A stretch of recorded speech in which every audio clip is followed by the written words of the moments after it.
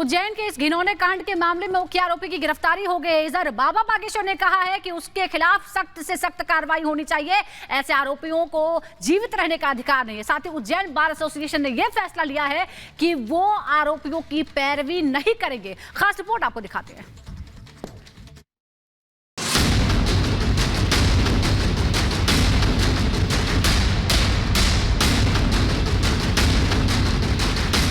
मासूम से अत्याचार, मानवता हुई शर्मसार।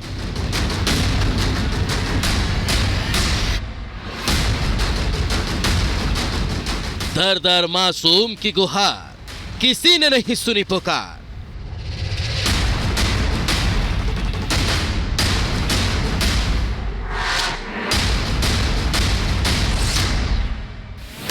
हैवानियत का आरोपी गिरफ्तार, दरिंदे को सजा का इंतजार।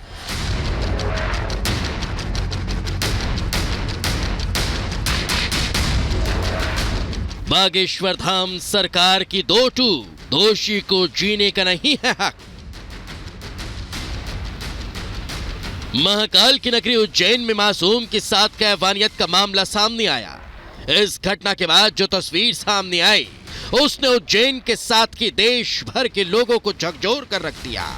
बागेश्वर धाम के पीठाधीश्वर धीरेन्द्र शास्त्री ने मासूम के साथ दरिंदगी करने वाले आरोपी के लिए सजाए मौत की मांग की है।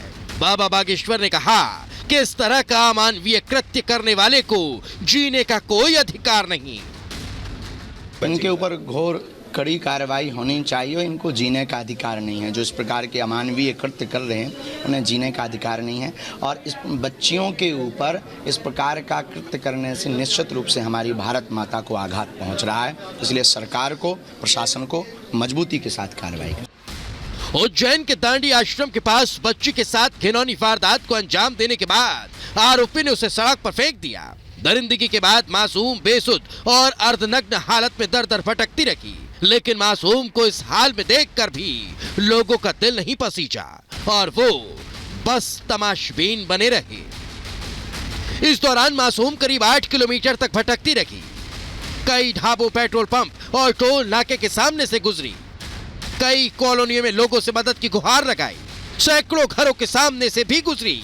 बेसुध और अर्धनग्न हालत में भटकती रही नाबालिग। इस दौरान रास्ते में कई लोगों ने मासूम को देखा, लेकिन मदद करने के बजाय बच्ची की अनदेखी करते रहे। हालांकि बच्ची को इस हाल में देखकर पुजारी राहुल शर्मा ने पुलिस को पूरे मामले की सूचना दी, जिसके बाद पुलिस ने मौके पर पहुंचकर नाबालिग को इलाज के लिए अस्पताल में भर्ती करा दिया। राहुल शर्मा ने कहा कि अधर्म करने के साथ ही देखने वाला भी उतना ही बड़ा अपराधी होता है। ऐसे में उन्होंने बच्ची की मदद नहीं करने वाले लोगों पर भी कार्रवाई की मांग की है। महाकाल थाने में कॉल किया। उन्होंने 10 से 15 मिनट में मेरे पास वाहन भेजा और वाहन में पुलिस महोदय ने आकर के उस बालिका को अपनी ओर से मदद की। यहाँ से ले जाकर उसे चरक हॉस्पिटल में एडमिट करवाया। जिन लोगों ने उसे धुतकारा है उन लोगों को ऐसा नहीं करना चाहिए था, क्योंकि जिस रास्ते से बच्ची गुजरी है उस रास्ते में कई सार्वजनिक स्थान, कई मकान, कई होटलें, कई पेट्रोल पंप इत्यादि है। उस सड़क पर कहीं यातायात निकले होंगे, लेकिन किसी ने उस बच्ची की नहीं सुनी। यह उन लोगों ने बहुत गलत किया है। ऐसा उन्हें नहीं करना चाहिए था। वही अब उज्जैन बार एसोसिएशन भी मासूम को इंसाफ दिलाने के लिए एक साथ खड़ा हो चुका है। बार एसोसिएशन ने फैसला किया कि उज्जैन का कोई भी वकील आरोपी का केस नहीं लड़ेगा। इस शांत और पौराणिक धार्मिक नगरी में जिस प्रकार का ये हादसा हुआ है, दुष्कर्म की घटना, ये पूरे समाज को कलंकित करने वाली है और इस नगर के लिए शर्मसार घटना है। तो हमारा बार एसोसिएशन की तरफ से मेरा ये पूरा पुरजोर सभी अधिवक्ताओं से निवेदन करता हूँ कि इन दरिंदों की कोई पैरवी नहीं करे और पुलिस प्रशासन को भी चेतावनी देता हूँ कि किसी प्रकार से साक्ष्य को तोड़ा मरोड़ा नहीं जाए।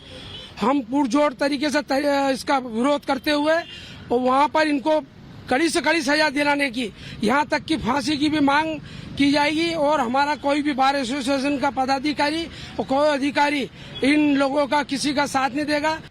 उज्जैन कांड की जांच कर रही एसआईटी ने मासूम के साथ दरिंदगी करने वाले हैवान के साथ ही उसके एक साथी को भी गिरफ्तार कर लिया।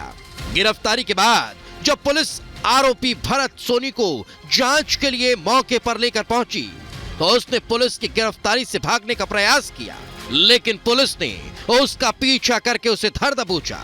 हालांकि अब यह देखना होगा कि मासूम को इंसाफ मिलने के लिए और कितना इंतजार करना पड़ेगा। Bureau report, Republic Bharat.